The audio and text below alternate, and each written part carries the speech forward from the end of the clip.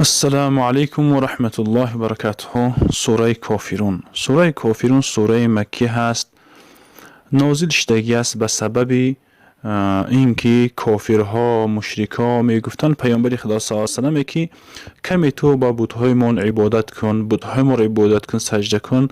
ما پروردگاری که تو دعوت کردی به سوی یگانگی پرستی اون و به سوی اللهی که تو میگو بیا عبادت کنید، بعد ما اون عبادت میکنیم. یعنی که تو کمی دینی ما را قبول کن، شرک ما را قبول کن، منم رفته رفته چی کم کم اللهی که تو دعوت میکنی منم کم کم عبادت میکنیم.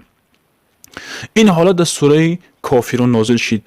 أعوذ بالله من الشيطان الرجيم بسم الله الرحمن الرحيم قل يا أيها الكافرون لا أعبد ما تعبدون ولا أنتم عابدون ما أعبد ولا أنا عابد ما عبدتم ولا أنتم عابدون ما أعبد لكم دينكم ولي دين.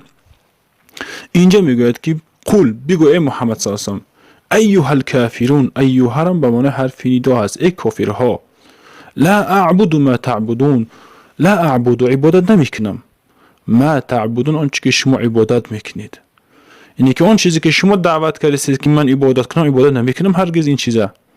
ولا انتم عابدون ما اعبد، و نیستم شما را عبادت کننده، یعنی که شما را عبادت نمیکنید. ما اعبد آنی که عبادت میکنم، آن ذاتی که عبادت میکنم. یعنی که ما به معنای من است، همون ذاتی که عبادت میکنم. ولا انا عابد ما عبدتم، و نیستم من عبادت کننده، یعنی که من عبادت نمیکنم ما عبدتم آن چی که شما عبادت کردید. یعنی که چیزهایی که شما عبادت میکنیم، اون بت‌هایی که شما عبادت میکنیم من عبادت نمیکنم. ولا انتم عابدون، و شما را عبادت نمیکنید و نیستید شما. ولا انتم نیستید شما، ولا انتم شما، یعنی که عابدون عبادت کننده، یعنی که شما عبادت نمیکنید. ما اعبد آنی که من عبادت میکنم، آن ذاتی که یعنی که به معنی من است، من همون ذاتی که عبادت میکنم من. لکم دینکم، برای شما هست دینکم، گفته همون شرک شما، همون دین و اعتقاد شما. ولی دین، و برای من است چی؟ اسلام، دین اسلام، یعنی که ولی دین برای من دین است، یعنی که دین اسلام است. این چقدر در تفسیر جلالین ذکر میکند که پیش از آن که الله پاک پیامبر خدا صلی الله علیه و سلم فرض بگردونه بگیم جنگ کردن با کفارا، همین آیت نازل شده است، مکی هست. اینه که گفت سینی کافرها همون مشرکات و همین خیلی جواب بده. اما وقتی که امر شد به جنگیدن به ضد کفار، بعد وقتی که فتح مکه شد، دیگر مردم خودشان گروه در دین الله آمده چی داخل شدن میگرفتن.